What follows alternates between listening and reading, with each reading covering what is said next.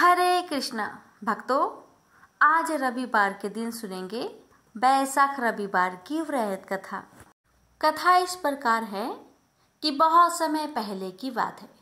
किसी राज्य में एक राजा रहा करते थे। राजा की 2 रानियां थी और एक मुंह बोली बहन थी और सभी एक साथ रहते थे। राजा अपनी मुंह बोली बहन को बहुत मानते थे। वो अपनी मुंह बोली बहन की सारी बातें मानते थे, चाहे बहन सही हो या फिर गलत। तो राजा की जो बड़ी रानी थी वो बहुत धार्मिक प्रवृत्ति की थी। वे ज्यादा से ज्यादा व्रत उपवास किया करती थी। बड़ी रानी बैसाख महीने के रविवार का व्रत भी करती थी और बर पीपल आकरे के पेड़ की पूजा किया करती थी। और भक्तों, जो छोटी रानी थी वो चापलूसी प्रवृत्ति की थी।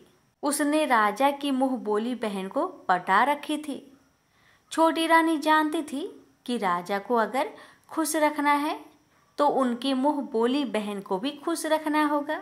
तो छोटी रानी वही कार्य करती थी जिससे उसकी ननद को खुशी मिले। लेकिन बड़ी रानी को चापलूसी करना बिल्कुल भी पसंद नहीं था। भक्तों, एक बार की बात है, जब बैसाख महीना आया तो बड़ी रानी ने बैसाखी रविवार का व्रत किया और बर पीपल आकरे की पूजा करने के लिए वह महल से बाहर चली गई। पूरे दिन वे घर से बाहर रही तो इधर छोटी रानी को भी बड़ी रानी के खिलाफ शिकायत करने का मौका मिल गया। छोटी रानी ने कहा, देखो जीजी, बड़ी रानी पता नहीं क्या टोने टोटके करती है।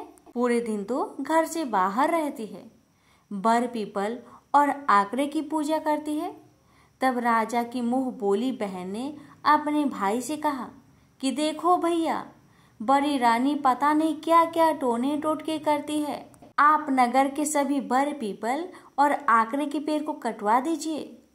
भाभी पूरे समय महल से बाहर रहती है और बर पीपल और आकरे की पेड़ की पूजा करती रहती है। लोग देखेंगे तो क्या कहेंगे? और फिर हम तो राजकुल के वंशज हैं, हमें धन दौलत की क्या कमी है। तब राजा ने अपने सिपाहियों से बोलकर सारे बर पीपल और आकड़े के पेड़ कटवा दिए। बड़ी रानी ने सुना तो उन्हें बहुत दुख हुआ, लेकिन छोटी रानी और ननद को बहुत खुशी हुई। इस तरह बैसाख महीने का दूसरा रविवार आया तो बड़ी रानी ने बैसाखी रविवार का व्रत किया और वह बर पीपल तथा आकरे की पेड़ की पूजा करने की सोचने लगी। तब उसने चूरमे के लड्डू बनाए। एक थाली में रोली, मोली, चावल, मेहंदी, काजल, कच्चा सूत, चुनरी, जल का लोटा तथा पूजा के सारे सामान और घी का दीपक लेकर महल से बाहर बर पीपल और आकड़े की पूजा करने के लिए निकल पड़ी। पूरे नगर में उसे कहीं भी बर पीपल आकड़े का पेड़ दिखाई नहीं दिया। तब वह भटकते भटकते घने जंगल में पहुंच गई। इधर उधर भटकने के बाद उसे बहुत देर के बाद एक छोटा सा आकड़े का पौधा दिखाई दिया जो कि पत्थरों से दबा हुआ था। शायद राजा के सिपाहियों की नजर उस पर नहीं गई, इसलिए वह बच गया। बड़ी रानी को बहुत खुशी हुई। उसने वहीं बैठकर बड़े ही श्रद्धा से आकरे की पौधे की पूजा की। उसने आकरे के पौधे के पास एक छोटी सी तलाई बनाई और उसमें लोटे का जल सींच दिया और चूरमा बाटी का भोग लगाया। रोली चावल चढ़ाया, सूत बांधा, मेहंदी लगाई, काजल लगाया, चुनरी उड़ाई और घी का दीपक जलाई।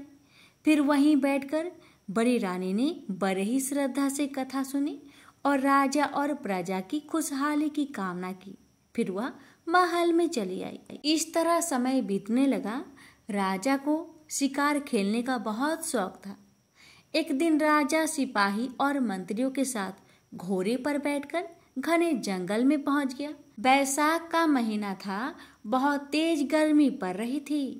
राजा शिकार की तलाश में जंगल में पहुंच गया, लेकिन उसे कहीं शिकार दिखाई नहीं दिया। वह बहुत देर तक शिकार के लिए इधर उधर भटकता रहा। धीरे धीरे उन लोगों के पास खाने पीने के सामान भी खत्म हो गए। अब राजा को बहुत तेज पानी प्यास लगी थी। साथ ही सभी मंत्रियों और सिपाही को भी भूख प्यास लगी थी। सर्दी गर्मी से बेहाल हो रहे थे। तब राजा ने मंत्रियों को हुक्म दिया कि ऊंचे पेड़ पर चढ़कर देखो आसपास कहीं जल का स्रोत है या नहीं। कोई तालाब, कुआं, बावड़ी मिल जाए तो पानी पीकर प्यास बुझाई जाए। तो मंत्री ने पेड़ पर चढ़कर देखा तो उसे कुछ दूरी पर पंछी उड़ते हुए दिखाई दिए। तो उसने कहा, महाराज, यहाँ से कुछ दूर पर पंछी उड़ रहे हैं, शायद वहाँ हमें कुछ मिल सकता है, हमें वहीं चलना चाहिए। तब राजा ने सिपाही और मंत्रियों के साथ दूसरे स्थान पर पहुंचा। वहां उन्होंने देखा कि बहुत बड़ी तलाई थी जिसमें पानी भरा हुआ था और एक आकड़े का पेड़ था। रानी ने वहां पर छोटी सी तलाई बनाई थी। आज पानी से ज्यादा वही तलाई आज बहुत बड़े तालाब में बदल चुका था। राजा ने सबके साथ पानी पिया, प्यास बुझाई और घोड़े को भी पानी पिलाया। तभी राजा ने देखा कि आकड़े के पत्ते पर चूरमा बाटी रखा हुआ है। यह देखकर राजा और सभी सिपाही बहुत खुश हुए। फिर राजा ने चूरमा बाटी खुद भी खाया और अपने सभी सिपाही को भी खिलाया, घोड़े को भी खिलाया। सबने भर पेट चूरमा बाटी खाए, लेकिन फिर भी चूरमा बाटी खत्म नहीं हुआ। राजा के साथ सभी मंत्रियों और सिपाही को भी बहुत आश्चर्य हुआ। थोड़ी देर आराम करने के बाद संध्या के समय राजा महल में आ गए। राजा ने महल में आते ही अपनी दोनों रानियों से पूछा कि तुम दोनों में से किसने मेरी और प्रजा की सलामती के लिए व्रत किया था और आकड़े के पेड़ की पूजा करी थी।